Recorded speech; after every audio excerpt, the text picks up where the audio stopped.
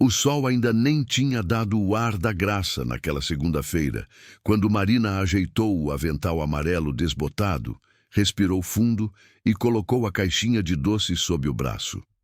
Ela caminhava firme em direção ao farol, onde o sinal vermelho era o seu palco e os carros, seu público. A maioria dos motoristas virava o rosto, fingia não ver, mas ela sorria mesmo assim. Com 26 anos e uma filha pequena em casa, Marina já tinha aprendido que desistir não era uma opção. Ela se equilibrou entre os carros, oferecendo brigadeiros e beijinhos com uma voz doce que contrastava com a buzina impaciente de um táxi. O cheiro de açúcar e leite condensado se espalhava no ar abafado da cidade, enquanto o sol, preguiçoso, nascia atrás dos prédios altos. Um motorista de blazer caro riu quando ela se aproximou. Disse algo para o passageiro e apontou para Marina com escárnio. O outro homem, de terno alinhado e óculos escuros, olhou por cima dos óculos e deu uma risada abafada. Marina sentiu o rosto queimar, mas manteve o sorriso. Não pela coragem, mas porque sabia que se deixasse o orgulho falar mais alto, perderia a venda. E naquele dia, ela precisava de cada centavo. Ana Luísa, sua filha de 4 anos, tinha acordado com febre e a caixinha de remédios estava vazia.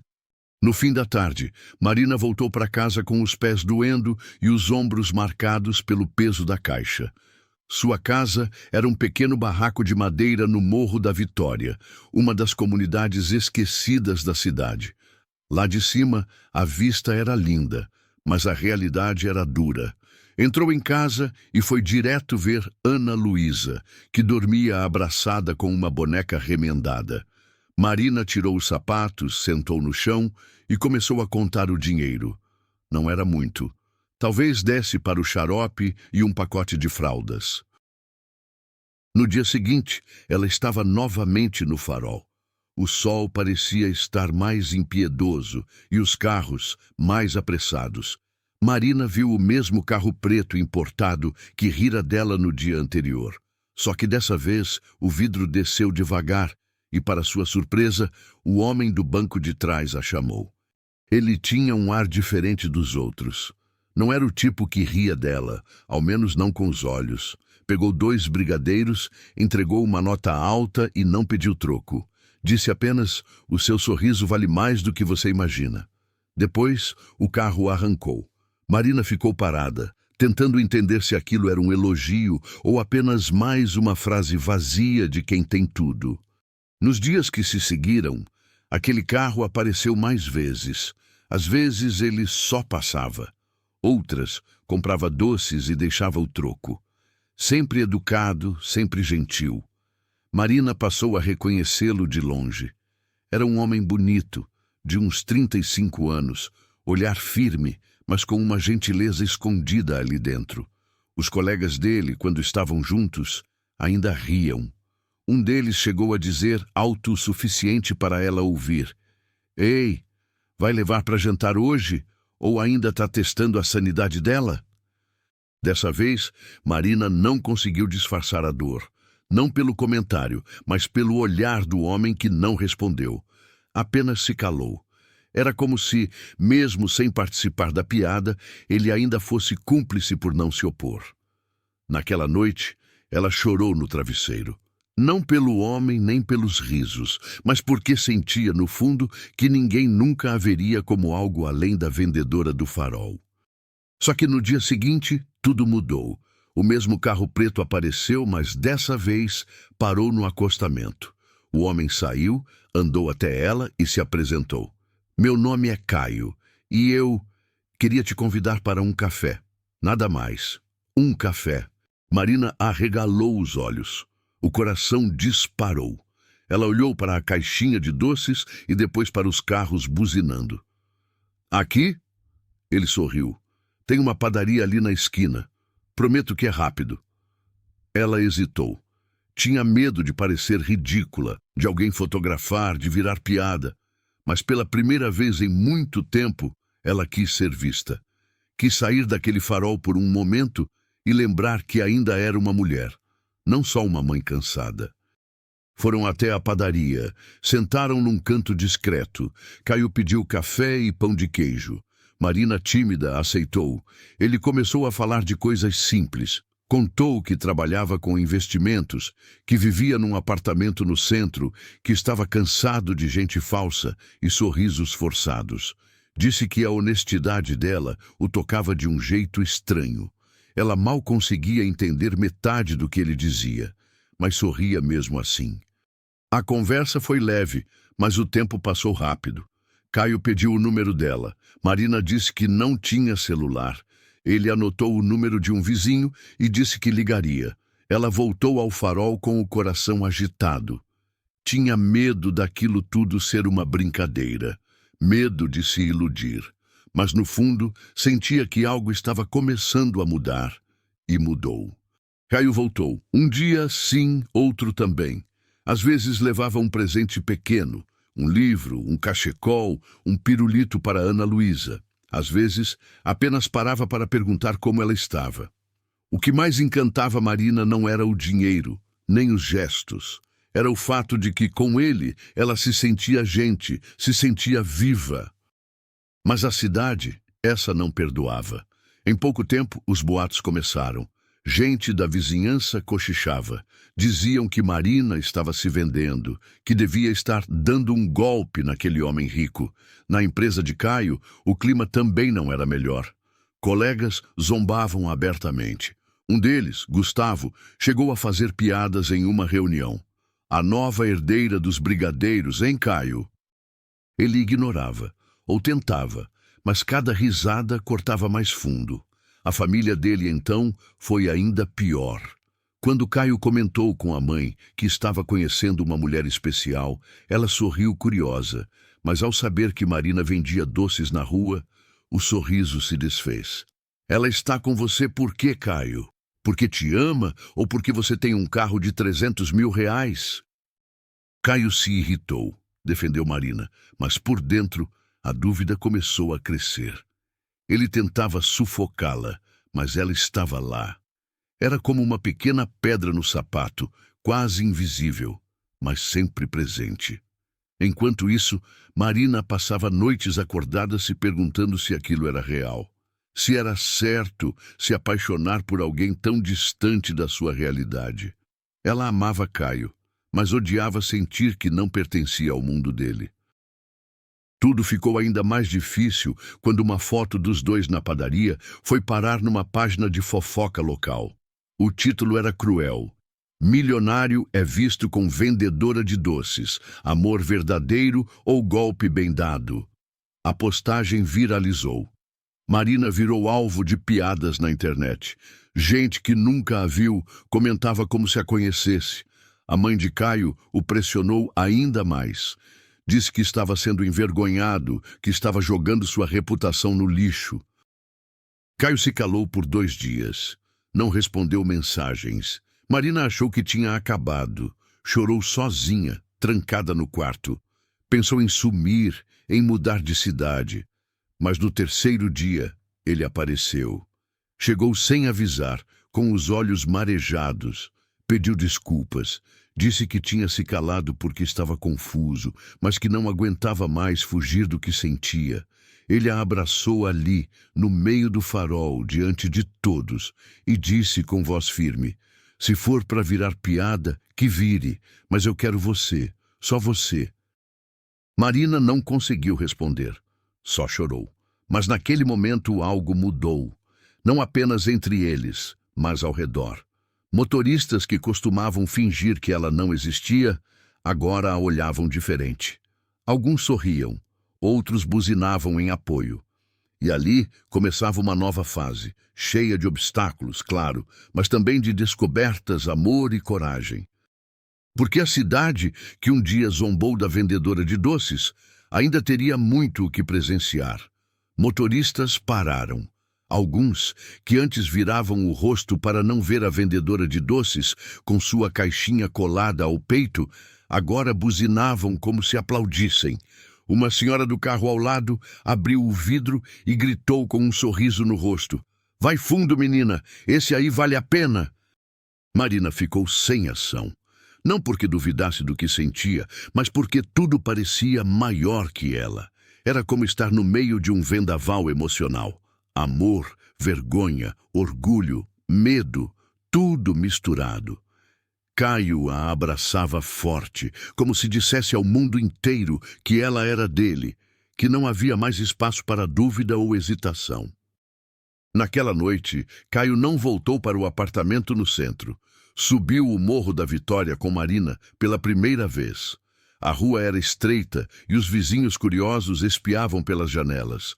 Ninguém acreditava que aquele homem elegante, de sapato de couro e perfume importado, estava ali, andando ao lado da vendedora que todos conheciam desde pequena. Alguns cochichavam, outros apenas observavam, sem disfarçar o espanto. Chegando à casa de Marina, ele se abaixou para brincar com Ana Luísa, que ainda estava acordada, mesmo já sendo quase meia-noite. Ela o olhou com desconfiança no início, mas bastaram poucos minutos para se render. Ele deu a ela um ursinho de pelúcia que havia comprado durante o dia. A menina abraçou o brinquedo como se fosse um presente de Natal. Na sala apertada, entre uma parede descascada e uma estante improvisada com caixotes, Marina e Caio tomaram café coado enquanto ela falava sobre sua vida. Contou de quando o pai abandonou a família, da mãe que morreu de câncer quando ela ainda era adolescente, da luta para criar a filha sozinha vendendo doces no Farol desde os 21. Contou que nunca foi vista por ninguém, só pelos faróis. Caio ouviu tudo em silêncio, com os olhos úmidos. Ele vinha de um mundo onde tudo era negociável, onde o valor das coisas era medido por contratos, cifras e resultados trimestrais. Mas ali, naquela casa simples, ele sentia que tudo o que realmente importava estava diante dele. Nos dias seguintes, os dois começaram a viver algo que ninguém entendia muito bem. Ela seguia com sua rotina de trabalho, agora com um brilho novo nos olhos. Ele, sempre que podia, aparecia no Farol. Às vezes nem comprava doce, só queria vê-la. Uma vez, Marina tentou recusar o dinheiro dele, dizendo que não queria que ele se sentisse na obrigação de ajudar. Ele apenas respondeu: "Não é ajuda, é amor." A cidade, no entanto, não dava trégua. As postagens nas redes sociais continuavam. Alguns diziam que ela era oportunista, outros que ele estava em crise de meia-idade. Teve até um colunista de fofoca que escreveu: "O amor é cego, mas não precisa ser surdo e mudo também." Caio riu ao ler. Marina chorou escondida. Na empresa, o clima começou a ficar mais pesado. Um dos sócios de Caio o chamou para uma conversa. Disse que a imagem dele estava sendo prejudicada, que os investidores estavam com receio, que aquele relacionamento fora do padrão poderia trazer consequências. Caio ouviu tudo com o maxilar travado e então respondeu sem piscar: "Se amar alguém de verdade afeta a imagem da empresa, então talvez o problema não seja o meu amor, e sim a empresa." Ele saiu da sala e, naquela mesma tarde, começou a preparar sua saída. Estava decidido. Não deixaria que o amor que sentia por Marina fosse tratado como um escândalo. Marina, por sua vez, vivia um dilema. Queria ficar com Caio, mas sentia que, ao seu lado, ela era como um cisco num salão de gala. A cada dia, a distância entre os mundos deles parecia mais visível. Na rua, mulheres olhavam para ela com desdém. Em uma farmácia, foi barrada por um segurança ao tentar comprar fraldas com o cartão que Caio havia deixado com ela. "Esse cartão não é seu", ele disse, ignorando sua explicação. "A senhora deve estar envolvida em algum tipo de golpe." Marina saiu chorando, carregando Ana Luísa no colo e com a humilhação presa na garganta. Quando contou para Caio, ele quis voltar lá, processar o lugar, gritar para o mundo que ela era sua. Mas Marina o segurou pela mão e disse: "Não é assim que eu quero ser defendida.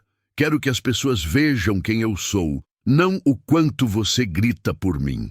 Naquela noite, sentados no alto do morro, olhando as luzes da cidade, Marina fez uma pergunta que a angustiava há dias. Você ainda me vê como a vendedora de doces do farol? Caio respirou fundo. Eu te vejo como a mulher que enfrentou o mundo com um sorriso no rosto, como a mãe que não deixou a filha faltar um dia na escola, como a menina que virou gigante e ninguém percebeu. E sim, também como a vendedora de doces, porque foi ali que eu te encontrei e eu nunca vou esquecer. Foi nessa noite que Marina, pela primeira vez, acreditou que talvez aquele amor fosse de verdade. Mas o destino, esse sim, tinha outros planos. Uma semana depois, Caio sofreu um acidente de carro. Voltava de uma reunião no interior quando um caminhão perdeu o controle numa curva e bateu de frente com seu carro. Ele foi levado para o hospital em estado grave. A notícia chegou a Marina por telefone. Ela correu, pegou 2 ônibus e chegou ao hospital com o coração em pedaços. Na recepção, uma mulher elegante, de cabelos grisalhos e olhar frio, a encarava como se ela fosse uma ameaça. Era a mãe de Caio. Não permitiu que Marina o visse. Disse que aquela situação era culpa dela, que desde que Caio a conheceu, tudo havia desandado. Marina chorou, implorou, mas foi em vão. Passou a noite no corredor do hospital, sentada no chão frio, esperando alguma notícia. No dia seguinte, uma enfermeira bondosa a avisou que Caio estava consciente e que pedia por ela. Marina entrou no quarto sem respirar direito. Quando viu Caio deitado, com cortes no rosto e o braço engessado, desabou. Ele sorriu fraco. Achei que você não viria, disse com a voz fraca. Ela respondeu, eu viria mesmo que o mundo inteiro tentasse me impedir.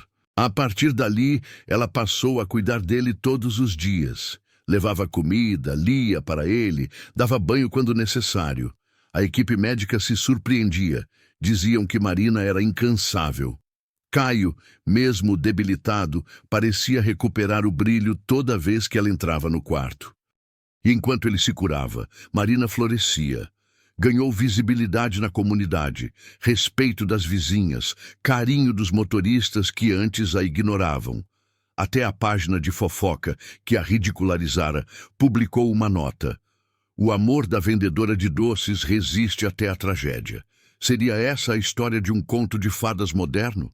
No fim do 3º mês de internação, Caio saiu do hospital com a mão de Marina entrelaçada à sua. E ali, diante da imprensa, dos curiosos, da própria mãe e de muitos que um dia zombaram dela, ele se ajoelhou. Tirou do bolso uma caixinha pequena. Abriu, revelando um anel simples, mas elegante, e disse, olhando nos olhos dela, Marina, você é minha verdade, você é minha força, você é minha casa. Quer casar comigo? O silêncio durou alguns segundos. Depois veio o grito, depois as palmas, depois as lágrimas. Marina disse sim.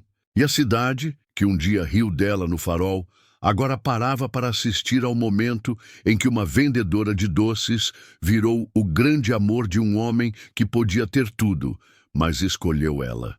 O pedido de casamento viralizou em questão de horas. Todos os sites de notícias locais estamparam a cena. O milionário de joelhos, segurando a mão da vendedora de doces que havia conquistado a cidade inteira com sua história. As redes sociais se dividiram. De um lado, mensagens de apoio e comoção. Do outro, gente dizendo que aquilo era teatro, que ela ainda era uma aproveitadora, que tudo parecia armado para limpar a imagem dele. Marina leu alguns comentários, mas logo parou. Sentiu um aperto no peito, como se reviver cada julgamento fosse roubar a alegria do momento que ela mais sonhou. Caio percebeu. Disse a ela que não deixasse as vozes de quem nunca a viu de verdade interferirem no que tinham construído. Eles começaram os preparativos para o casamento com o pé no chão. Marina queria algo simples, íntimo, mas Caio queria dar a ela tudo o que nunca teve. E por mais que ela relutasse, no fundo também queria sentir, nem que fosse uma vez na vida, o que era viver um sonho completo. Nos primeiros dias, os dois ficaram hospedados no apartamento de Caio, no bairro mais nobre da cidade. Marina estranhou tudo. O silêncio do elevador, o porteiro que a olhava com espanto, os móveis que pareciam saídos de revista. Ana Luísa, no entanto, corria pelo espaço como se já fosse seu. A menina dormia em um quarto só dela, com cama de princesa, brinquedos novos e uma estante cheia de livros ilustrados. Marina, apesar de grata, sentia que algo dentro dela estava se despedaçando aos poucos. A cada refeição, ela tentava aprender a usar os talheres certos. Nas reuniões com fornecedores do casamento, sentia-se perdida em meio a termos que nunca ouvira. Buffet, cerimônia simbólica, dress code. Certa vez, durante uma prova de vestido, a consultora olhou para ela com certo desdém e perguntou se era madrinha ou convidada. Quando Marina respondeu que era a noiva, a mulher arregalou os olhos, como se tivesse ouvido uma piada. Ao sair da loja, Marina segurou o choro até entrar no carro. Caio percebeu, mas ela desconversou. Disse que era só cansaço. Mas ele sabia que aquela realidade, mesmo com todo o seu brilho, também feria. Porque ser olhada o tempo todo como se não pertencesse a um lugar, acabava esgotando até o amor mais forte. Numa tarde de domingo, Marina resolveu visitar o morro sozinha. Precisava respirar. Caminhou pelas vielas, encontrou antigos vizinhos, abraçou Dona Zuleide, que sempre lhe dava casca de pão para fazer farofa nos dias difíceis. Subiu até a parte mais alta e ficou olhando a cidade lá embaixo. Lembrou do tempo em que vendia 3 doces por sinal, dormia preocupada com o gás acabando e sonhava com uma vida diferente.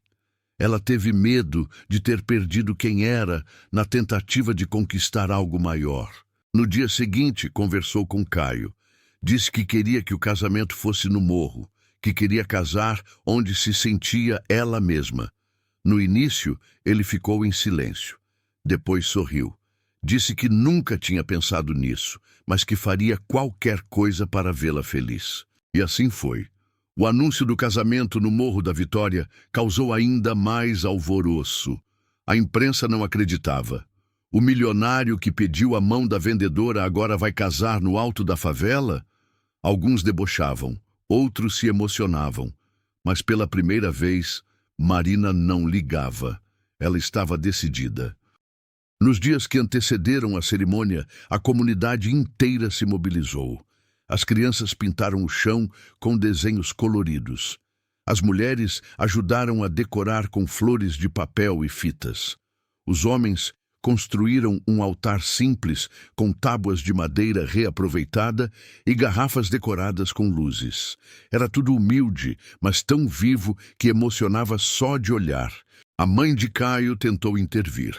Ligou para o filho e disse que aquilo era humilhante, que ele estava jogando sua imagem fora. Ele apenas respondeu: "Se a minha imagem não consegue acompanhar meu coração, então é ela que precisa mudar, não eu."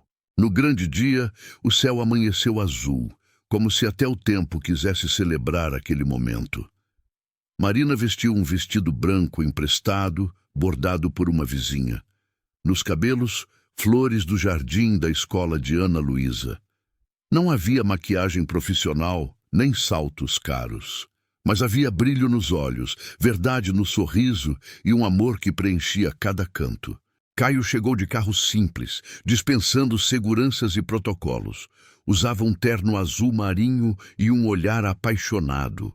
Ao ver Marina caminhando entre as casas, rodeada por crianças segurando flores, ele não segurou as lágrimas. A cerimônia foi celebrada por um professor da escola da comunidade que conhecia Marina desde menina. Falou de coragem, de amor que vence preconceito, de esperança. Quando perguntou se Caio aceitava Marina como esposa, ele não respondeu de imediato. Olhou ao redor, viu rostos simples, olhares sinceros e disse: "Sim, e mais do que isso, eu a escolho todos os dias, não por causa do passado, nem apesar dele, mas porque ela é o presente mais bonito que a vida me deu." Quando Marina respondeu, sua voz tremia. "Eu nunca imaginei que alguém pudesse me ver como você me vê. Eu te aceito, porque ao seu lado eu me reencontrei." Eles se beijaram sob aplausos, com pétalas voando e sorrisos verdadeiros. Não havia luxo, mas havia amor. E aquilo bastava. Mas nem todos estavam felizes. Entre os convidados havia um homem de olhar amargo, escondido sob um boné. Era Gustavo, o ex-colega de Caio, aquele que zombava dele nas reuniões. Ele observava a cena com um misto de ódio e desprezo. Não aceitava que Caio tivesse largado tudo por uma mulher que, na visão dele, não valia nada. Ele estava ali não para celebrar, mas para procurar falhas, para encontrar um ponto fraco, algo que pudesse usar contra Caio mais tarde. E encontrou. Na semana seguinte ao casamento, Gustavo apareceu no escritório da empresa onde Caio ainda tinha ações. Levou uma suposta denúncia. Dizia que Marina havia sido vista tempos atrás vendendo doces com uma amiga que foi presa por tráfico. Insinuava que talvez Marina estivesse envolvida. A notícia correu rápido. Jornais sensacionalistas deram manchete. Milionário se casa com ex-vendedora ligada e investigada por tráfico. A mentira se espalhou mais rápido que qualquer verdade. Marina soube da notícia enquanto fazia compras com Ana Luísa. Teve que sair correndo do mercado sob os olhares acusadores de quem mal conhecia sua história. Ela chegou em casa em choque. Caio já sabia. Estava revoltado. Disse que processaria quem fosse preciso. Mas Marina só chorava. Estava cansada de ter que se provar o tempo inteiro. Dias depois, a polícia esclareceu tudo. Marina nunca esteve envolvida com nada ilícito. Era inocente. Mas o estrago estava feito. Patrocinadores da antiga empresa de Caio recuaram. Amigos se afastaram. A própria mãe dele mandou uma carta, dizendo que não queria mais contato. Caio, então, fez algo que ninguém esperava. Colocou seu apartamento à venda. Usou parte do dinheiro para abrir uma confeitaria no morro. Nomeou Marina como dona oficial. Era a realização de um sonho que ela nem sabia que podia sonhar. O lugar virou um sucesso. Ganhou destaque em revistas de gastronomia, não por ser gourmet, mas por ser verdadeiro. Os doces levavam os nomes das crianças da comunidade. O brigadeiro Ana Luísa era o mais vendido. Marina, agora de avental novo, sorria atrás do balcão. Não por obrigação, mas por felicidade real. Caio a ajudava quando podia. Às vezes lavava pratos. Outras atendia clientes. Eram sócios, parceiros e, acima de tudo, companheiros. A cidade que antes zombava, agora fazia fila para experimentar os doces da vendedora que conquistou o coração do milionário. Gustavo sumiu dos noticiários depois de uma investigação por corrupção interna. Nunca mais foi visto. E quanto à mãe de Caio, ela apareceu um dia discretamente na confeitaria. Marina a atendeu como atenderia qualquer cliente, com gentileza. No final, a senhora deixou um bilhete dobrado sobre o balcão. Marina só abriu depois que ela foi embora. No papel, uma única frase: "Agora entendo por que ele te escolheu." A confeitaria virou mais do que um ponto de venda de doces. Ela se tornou um refúgio para histórias, encontros e recomeços. A fachada colorida, decorada com flores e pequenos corações de madeira, parecia chamar cada pessoa cansada de ser invisível. A cidade, que um dia zombou, agora descia do asfalto nobre para provar os doces que vinham do amor e da luta. Marina acordava todos os dias antes do sol. Preparava os ingredientes, deixava Ana Luísa pronta para a escola e ia abrir as portas do seu novo mundo. Caio, mesmo com menos conhecimento sobre panelas e fornos, fazia questão de ajudar. Gostava de atender os clientes, ouvir histórias, anotar pedidos. Ali, naquela cozinha apertada, ele se sentia mais homem do que em qualquer sala de reunião com teto de vidro. Mas como em toda grande mudança, os dias bons também traziam sombras. Com o crescimento da confeitaria, vieram novas responsabilidades. Marina teve que aprender a administrar estoque, lidar com fornecedores, contratar gente. E com isso, também vieram os erros. Um lote de leite condensado estragado causou intoxicação leve em 3 clientes. A notícia caiu como uma bomba. Jornal local fez matéria. Doce da ex-vendedora manda cliente para o hospital. Marina entrou em pânico. Chorou como se estivesse perdendo tudo outra vez. Caio assegurou, disse que iriam resolver, mas a culpa a esmagava. Não queria que sua história virasse munição para quem sempre duvidou dela. Mas, surpreendentemente, os próprios clientes voltaram. Um a um, deixaram mensagens de apoio nas redes sociais. Um senhor escreveu: "Erros acontecem, mas amor como o dela não se encontra todo dia." E ela seguiu. Passaram-se 2 anos. A confeitaria cresceu. Ganhou uma filial no centro da cidade. Ana Luísa agora tinha 6 anos, aprendia violão e sonhava em ser astronauta. Marina e Caio viviam juntos, felizes, embora sem tanto tempo para si. O amor continuava, mas era desafiado pela rotina, pelas cobranças e pelo cansaço. Numa noite chuvosa, depois de um longo dia de trabalho, Marina e Caio discutiram. Foi por bobagem, algo sobre um pedido atrasado, uma planilha mal preenchida. Mas o tom subiu. Ela, exausta, disse que sentia que estava carregando tudo sozinha. Ele, magoado, disse que às vezes sentia falta da mulher que sorria no farol, que agora só sabia se preocupar e reclamar. O silêncio durou 2 dias. Ambos estavam machucados. Sabiam que se amavam, mas não conseguiam se alcançar naquele momento. Ana Luísa percebeu. Perguntou à mãe se o papai Caio ia embora. Marina negou, mas sua voz tremia. Foi quando, pela primeira vez em muito tempo, Caio procurou o morro para pensar.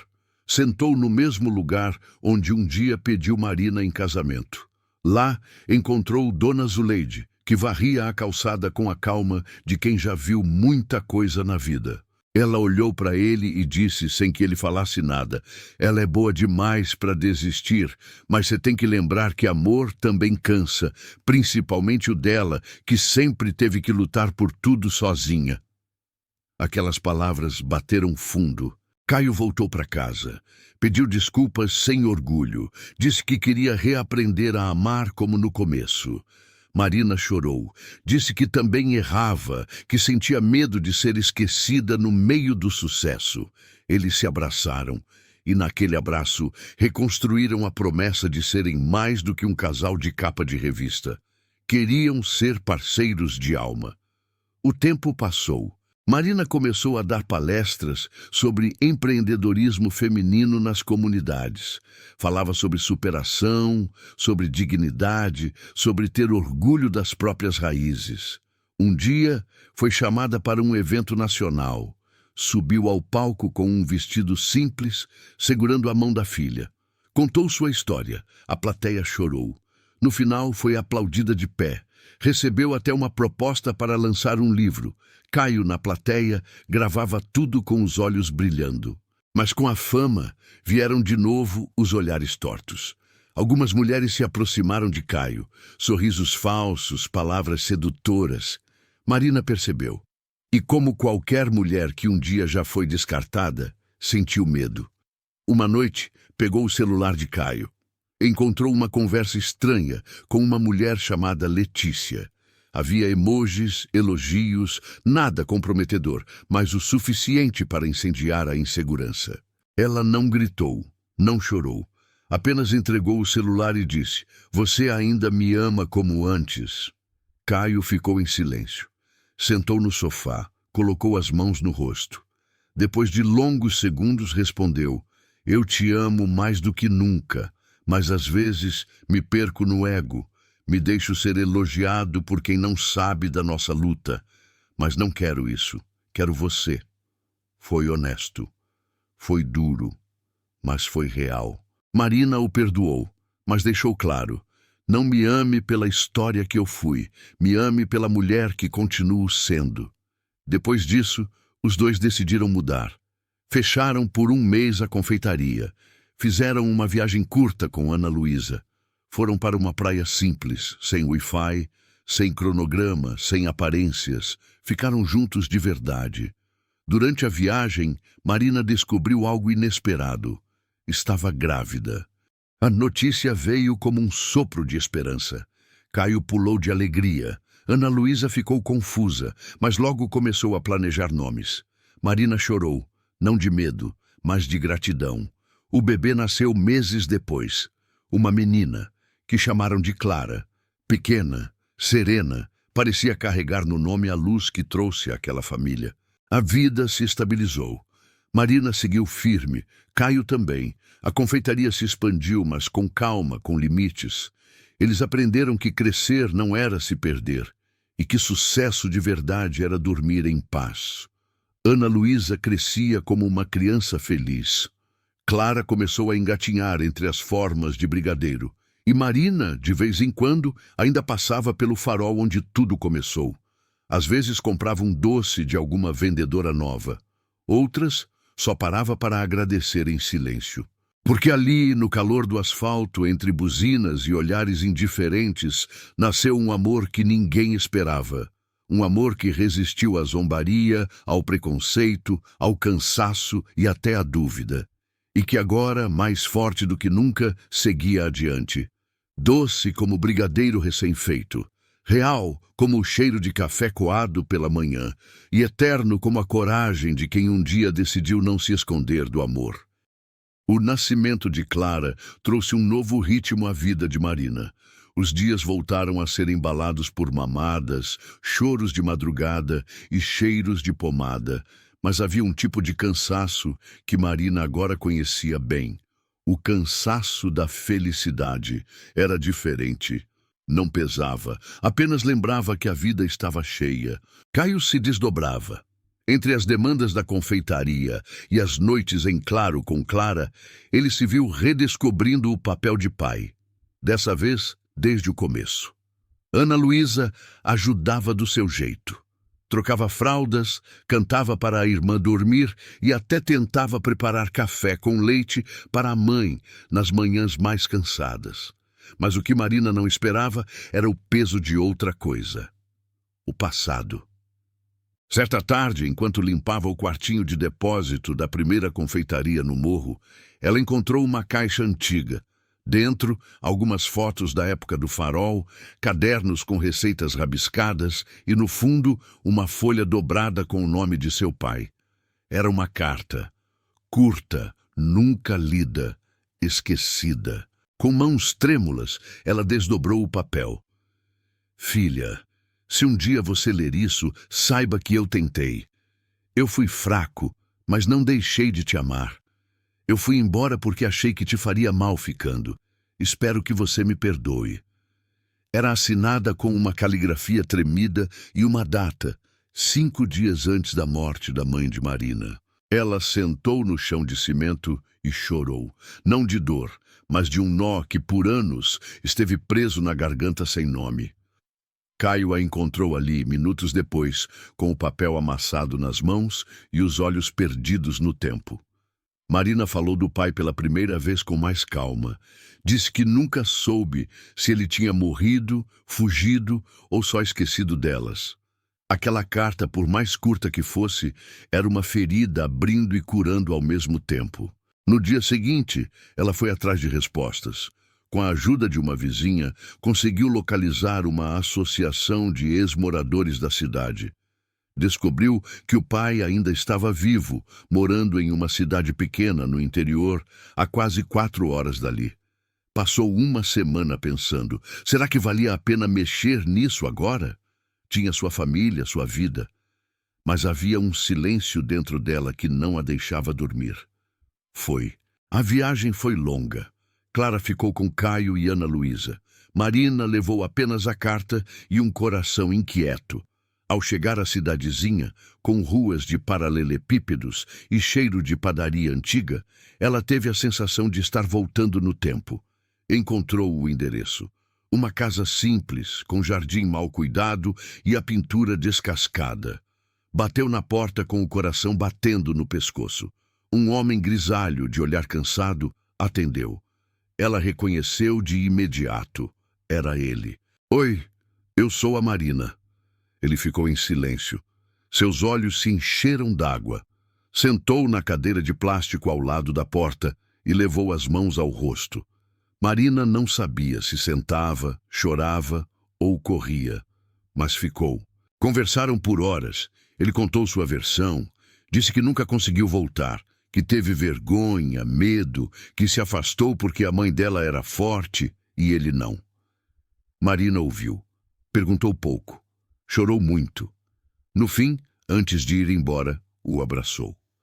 Não por ele, mas por ela, para se livrar do peso que carregava há anos. Ao voltar para casa, Caio a recebeu com Clara no colo e Ana Luísa puxando a mão. Marina sorriu, mas havia uma nova calma em seu rosto. Um tipo de paz que só vem quando a gente fecha portas antigas com dignidade. Nos meses seguintes, Marina voltou a mergulhar na vida com mais leveza. Começou a escrever seu livro.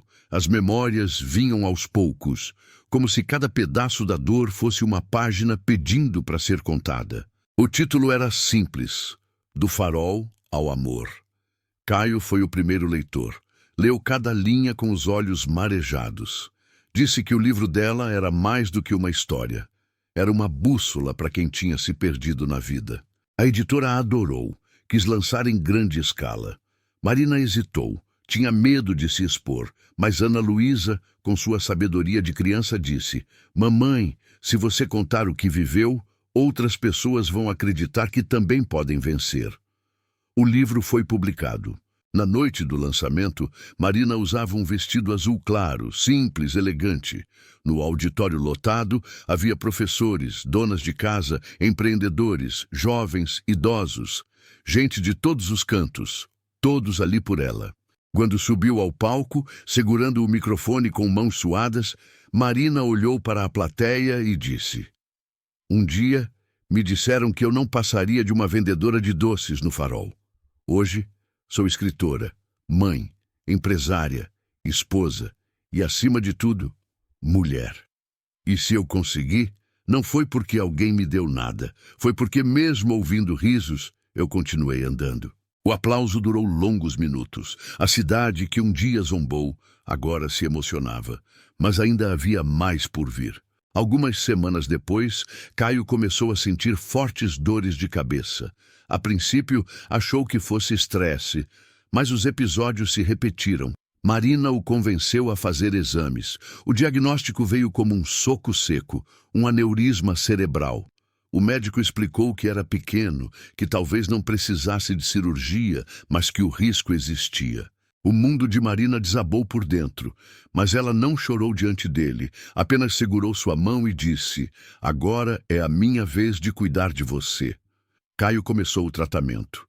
Mudou a alimentação, parou tudo o que podia esperar. Marina ajustou os turnos da confeitaria, contratou mais gente. Passou a cuidar dele com uma ternura silenciosa. Nunca reclamava. Nunca deixava que ele visse o medo em seus olhos. Mas à noite, depois que todos dormiam, ela deitava no chão da cozinha, onde o cheiro de chocolate ainda morava, e chorava. Chorava tudo o que não podia mostrar durante o dia. O medo de perder, a raiva de ter encontrado a felicidade e talvez vê-la escapar. Meses se passaram. O aneurisma se manteve estável. Não cresceu. Caio retomou a vida aos poucos. Voltou a sorrir. Marina também. Mas agora, ambos sabiam que o tempo era um presente e não uma garantia. No aniversário de Clara, com a casa cheia e os balões espalhados por todos os lados, Marina olhou ao redor. Viu Ana Luísa rindo com os primos, Caio brincando de esconde-esconde com as crianças e Clara dormindo nos braços da bisavó de um vizinho. Fechou os olhos por um instante e agradeceu, não por tudo estar perfeito, mas por, apesar de tudo, ainda estar de pé. Ainda havia quem cochichasse, ainda havia quem torcesse contra. Mas agora ela não ouvia mais. Tinha aprendido que o silêncio interior é mais valioso que qualquer opinião alheia. Naquela noite, enquanto lavava as louças da festa, Caio se aproximou por trás, abraçou-a e disse: Você percebe que, de todas as versões que o mundo tentou criar sobre nós, a única que sobreviveu foi a que a gente escreveu juntos? Marina sorriu. E ainda estamos escrevendo. O tempo passava, mas o olhar de Marina continuava o mesmo. Mesmo com a fama, com os convites para entrevistas e as longas filas na confeitaria, ela mantinha os pés no chão. Nada daquilo havia mudado sua essência. O avental continuava o mesmo, as mãos marcadas de tanto enrolar brigadeiro e principalmente a fé no que estava construindo. A confeitaria já contava com 3 unidades, uma no morro, a original, outra no centro e agora uma terceira, recém-inaugurada, dentro de um shopping popular da cidade. Era uma tentativa de se aproximar de um novo público e também de ajudar outras mulheres. Marina fazia questão de contratar mães solo, mulheres com histórico de vulnerabilidade e oferecer não só um emprego, mas uma nova chance. Caio cuidava da parte financeira. Agora estava bem, com exames estáveis, mas nunca esquecia o que tinha vivido. Seu ritmo era outro. Ele caminhava mais devagar, aproveitava melhor os momentos com as filhas e vivia com um tipo de sabedoria que só quem esteve perto do fim consegue ter. Ana Luísa já estava com quase 9 anos. Era curiosa, inteligente e dona de uma sensibilidade que espelhava a mãe. Costumava observar o mundo em silêncio antes de dizer qualquer coisa. Já Clara, com seus 2 anos, era tempestade e sol ao mesmo tempo. A casa era feita de barulho, risadas, brinquedos espalhados e cheiros doces vindo da cozinha. Mas nem tudo eram flores. O sucesso da confeitaria começou a incomodar. Um empresário local, dono de uma rede de padarias de luxo, entrou com um processo contra Marina. Alegava que ela havia copiado uma receita exclusiva da marca dele. Era uma mentira absurda, mas ganhou repercussão. A imprensa adorava transformar qualquer história de superação em escândalo. A primeira audiência foi marcada para uma manhã de terça-feira.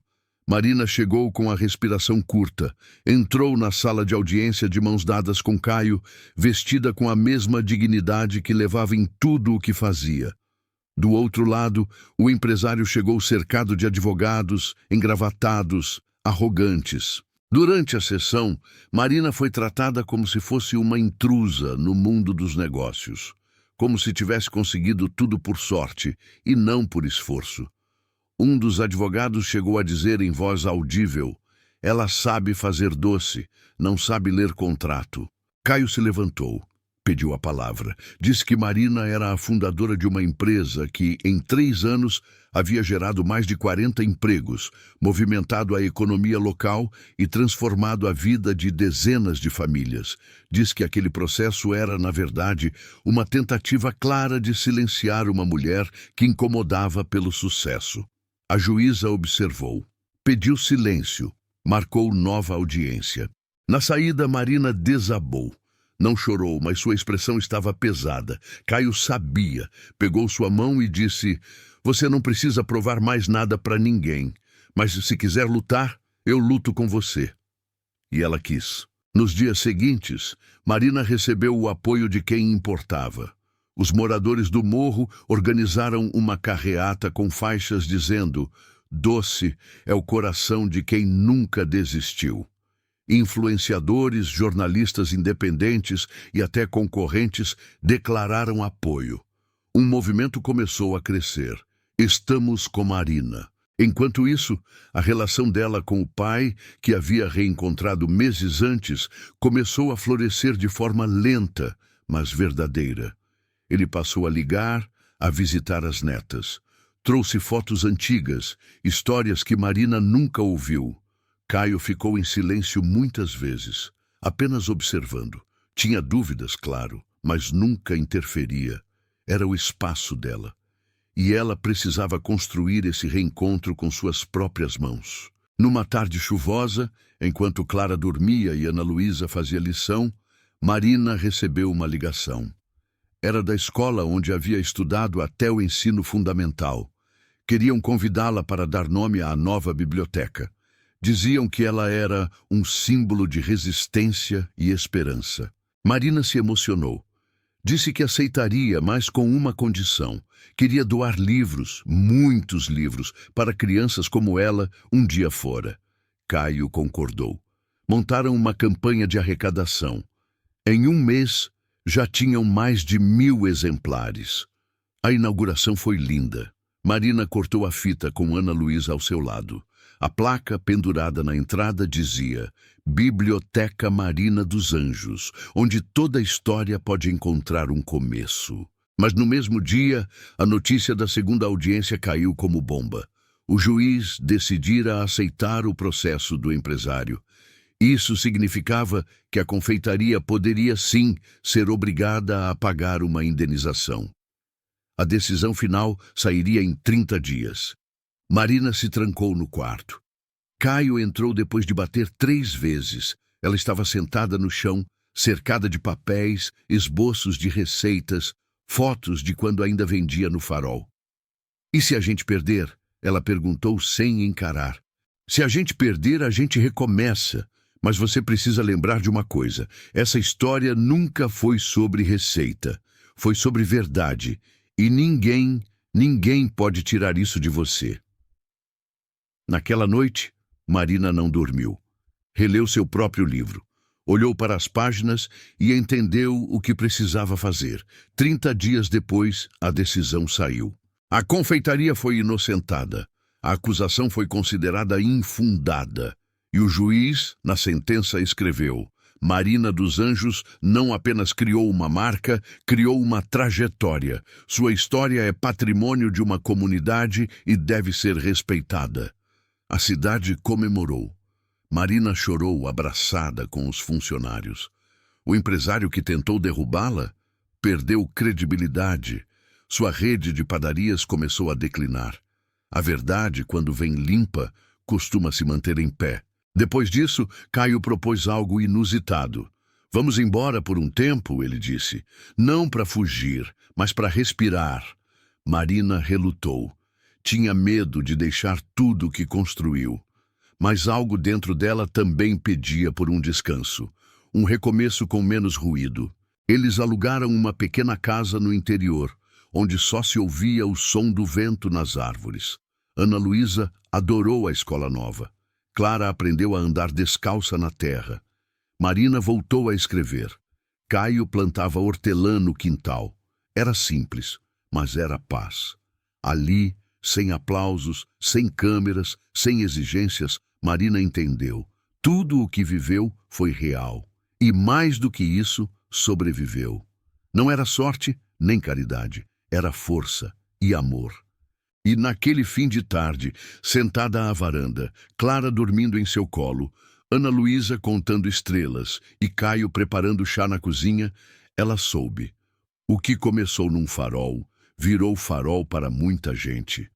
Porque quem já foi zombado por amar, por sonhar, por insistir, aprende a andar no escuro e acaba iluminando o caminho de quem vem depois. A casa no interior parecia ter parado no tempo.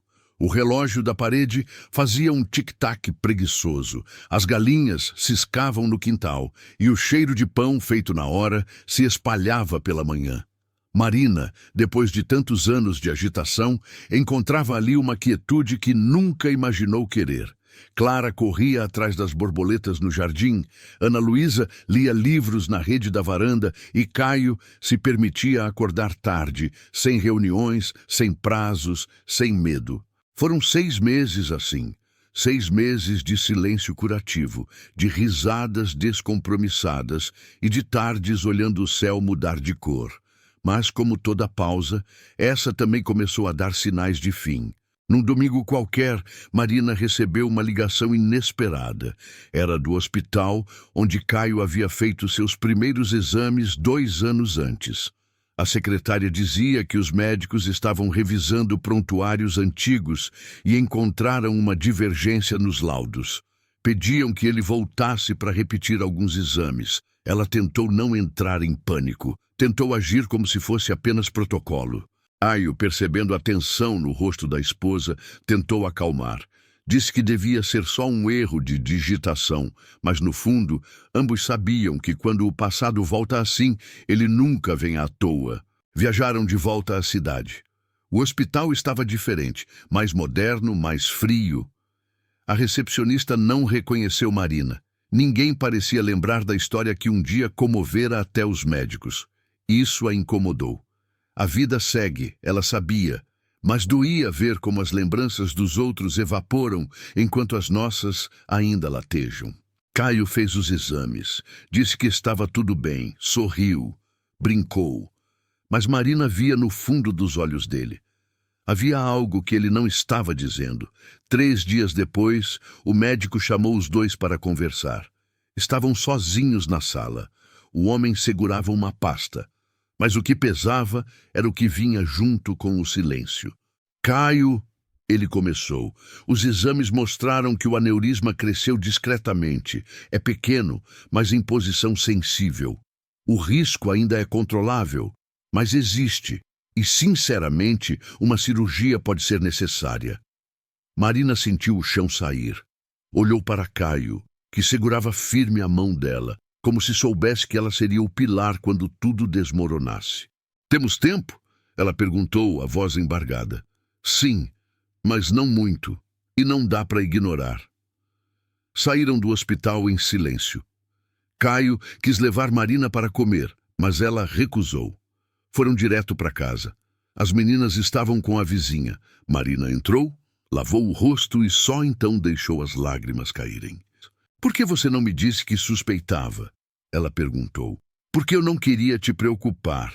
E, para ser honesto, eu também não queria admitir que ainda havia risco." Ela se sentou, respirou fundo. Depois de um tempo, apenas disse: "Então a gente enfrenta, juntos. Mas sem mentiras. Nunca mais." Nos dias seguintes, começaram a planejar o que antes evitavam, a possibilidade da cirurgia. Fizeram consultas, ouviram opiniões. O médico mais experiente da cidade, Dr. Rubens, aceitou o caso, mas com um aviso. Será uma cirurgia delicada. Existe risco, mas também existe muita chance. Marina teve que ser forte como nunca antes. Precisava cuidar das meninas, da casa, da confeitaria à distância e agora do homem que amava, talvez mais do que nunca.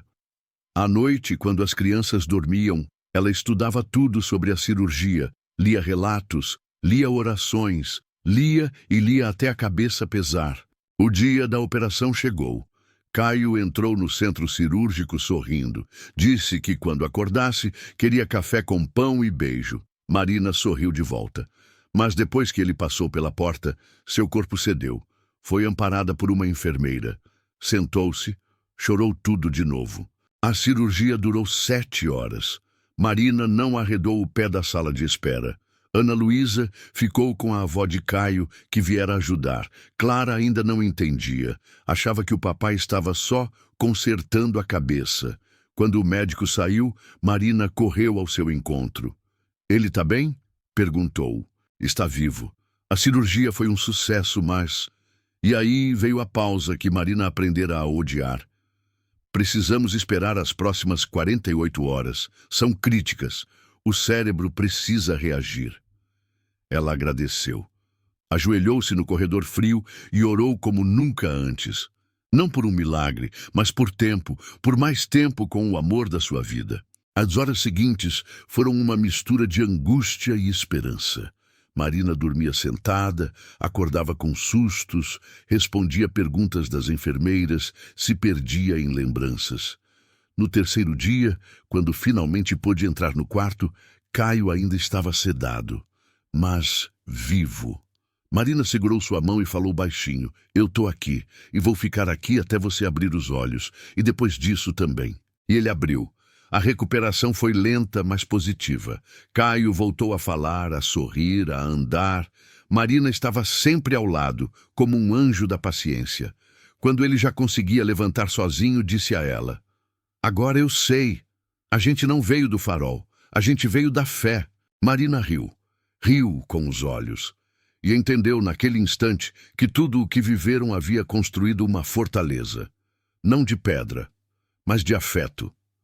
Caio recebeu alta 3 semanas depois. Voltaram ao interior. Por decisão dos dois, ficariam lá por mais tempo. A confeitaria seguia bem, administrada por uma equipe treinada, fiel. Os livros de Marina estavam nas prateleiras de várias livrarias do país, mas nenhum sucesso superava o simples prazer de acordar juntos, ver as filhas crescerem e agradecer por mais um dia. Numa tarde de sábado, Ana Luísa entregou a Marina uma redação da escola. Era um texto sobre a maior heroína da sua vida. Marina leu em silêncio. Minha mãe é minha heroína, porque ela já foi vendedora de doces, já foi sozinha, já foi ignorada, mas nunca deixou de sorrir. Ela me ensinou que o amor é mais forte do que o medo, e que ser forte não é não chorar. É chorar e continuar. Eu quero ser como ela. Marina dobrou o papel e guardou no bolso. Olhou para Ana Luísa, que a observava com os olhos curiosos. Você já é, respondeu. Aquele dia terminou com bolo simples, suco de caju e as meninas brincando no quintal, enquanto Caio cochilava na rede. Marina sentou na varanda, olhou o céu laranja e sorriu. Não era uma vida de novela, mas era vida de verdade. E isso bastava. O tempo passou. E passou rápido, como sempre faz quando a gente está ocupado vivendo de verdade. A vida de Marina e Caio não era mais manchete. Os holofotes se apagaram, os convites para programas de TV diminuíram e os curiosos que antes cercavam a confeitaria foram atrás de novas histórias. Mas nada disso os incomodava. Na verdade, era o que eles mais queriam: uma vida real, com menos plateia e mais presença. Marina seguia escrevendo. Seu segundo livro já estava em fase final. Desta vez, ela queria falar não só da sua jornada, mas de outras mulheres que, como ela, venceram sendo quem são, sem se curvarem. Ela entrevistava ex-vendedoras, cozinheiras, garis, mulheres que cuidavam de filhos e de sonhos ao mesmo tempo. Cada história era uma pequena revolução. A confeitaria ia bem. Sustentável, sem pressa, com 3 unidades firmes, uma equipe estável e um projeto social que alimentava crianças em situação de vulnerabilidade todos os sábados. Era um compromisso pessoal de Marina, alimentar mais do que estômagos, alimentar dignidade. Ana Luísa já estava com 12 anos, inteligente, firme, amorosa. Era o tipo de menina que dava conselhos com a tranquilidade de quem já entendia mais do que muita gente grande. Já Clara, com 5, era a alegria em forma de gente. Tinha o sorriso do pai e a coragem da mãe. Caio, depois da cirurgia, adotou um estilo de vida ainda mais simples. Praticava meditação, escrevia cartas à mão, cuidava das plantas do quintal como se fossem diamantes. Às vezes, sentava ao lado de Marina e dizia: "A gente venceu, né?" E ela sorria. Porque sim, tinham vencido tudo o que a vida jogou contra. Mas o destino ainda guardava mais uma curva no caminho. Numa manhã nublada de junho, enquanto tomavam café com pão de queijo e suco de laranja, Clara correu pela sala e escorregou no tapete. Caiu de costas. Um tombo bobo, mas ficou desacordada por segundos longos demais. O desespero foi imediato. Marina correu, Caio pegou a filha no colo e os dois entraram no carro sem pensar 2 vezes. O hospital da cidade era pequeno. Fizeram os primeiros exames, que não mostraram nada grave, mas o médico recomendou levá-la para a capital, por precaução. No hospital infantil, os exames revelaram algo inesperado. Um pequeno nódulo no cérebro. Não era efeito da queda. Era outra coisa. Algo que não tinha dado sinais, mas estava ali, silencioso. O mundo desabou de novo. Marina sentiu o corpo enfraquecer. Caio não chorou, ainda. Só ficou parado, olhando fixamente para um ponto invisível na parede branca do consultório. O médico explicou que ainda era cedo para conclusões. Podia ser benigno, podia ser algo simples de resolver. mas precisava de acompanhamento. Uma nova bateria de exames foi marcada para a semana seguinte. Naquela noite, Marina ficou no quarto com Clara, que já estava bem, brincando com uma boneca e pedindo suco. Caio levou Ana Luísa para a casa da avó, para poupá-la da tensão. Quando voltou, encontrou Marina sentada ao lado da cama, com os olhos fixos no teto. Ele não disse nada. Sentou ao lado dela. Passaram alguns minutos em silêncio. Até que ela falou: "Eu achei que a gente já tinha pago nossa conta com a dor." Caio segurou sua mão. "Talvez a vida não cobre.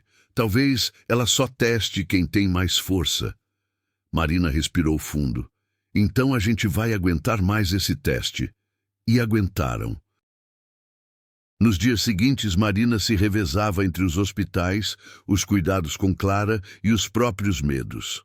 Caio assumiu os turnos da confeitaria, reorganizou tudo com a ajuda de Ana Luísa.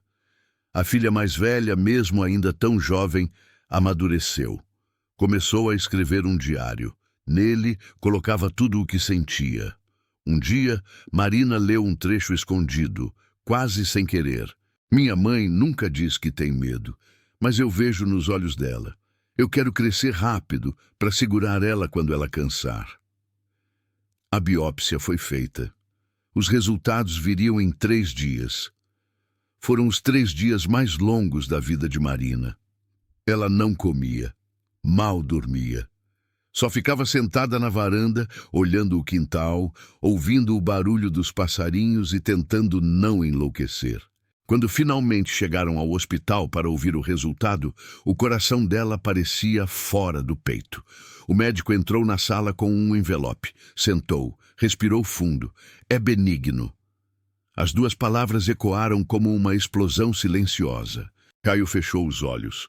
Marina desabou, chorou de soluçar. Abraçou Clara, depois o médico, depois o chão se fosse possível. A vida mais uma vez os tinha testado. Mas, mais uma vez, eles tinham resistido. Com o nódulo inofensivo, Clara foi liberada.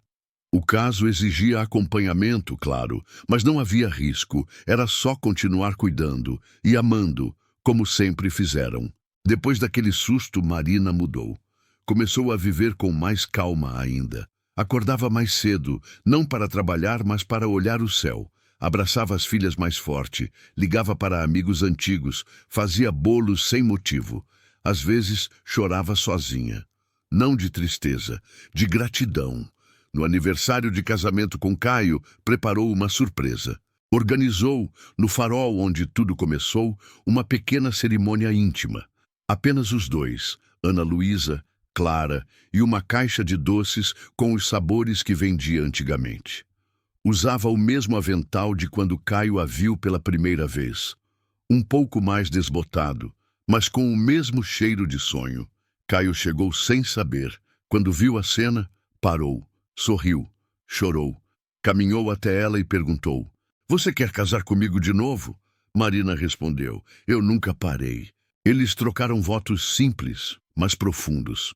Ana Luísa leu um poema que ela mesma escreveu. Clara jogou pétalas feitas de papel. E ali, no mesmo asfalto onde um dia Marina ouviu risadas de desprezo, agora havia só silêncio, amor e o som de uma vida que venceu. A história deles virou documentário, peça de teatro, inspiração de escolas. Mas o que importava mesmo estava ali. As filhas, a confeitaria funcionando, os abraços sinceros, os domingos em família, as cartas trocadas à mão e o amor, sempre o amor, resistindo a tudo. Porque zombaram, sim. Duvidaram, apontaram. Mas quando Caio ajoelhou no meio da cidade e pediu Marina em casamento, não foi só ela que foi vista. Foi toda mulher ignorada, toda história desacreditada, toda luta que parecia invisível. E a cidade parou. Não por causa do dinheiro dele, mas por causa da coragem dela. A vendedora de doces não virou princesa, não virou socialite, não virou o que esperavam que ela virasse. Ela virou ela mesma. E isso foi muito mais do que qualquer conto de fadas poderia sonhar em ser. Se você ouviu essa história até o fim, comente de que cidade você está falando, se inscreve no canal Histórias da Vida e curta o vídeo. Se quiser, pode contar alguma história que aconteceu com você, nós vamos adorar saber. Até a próxima história.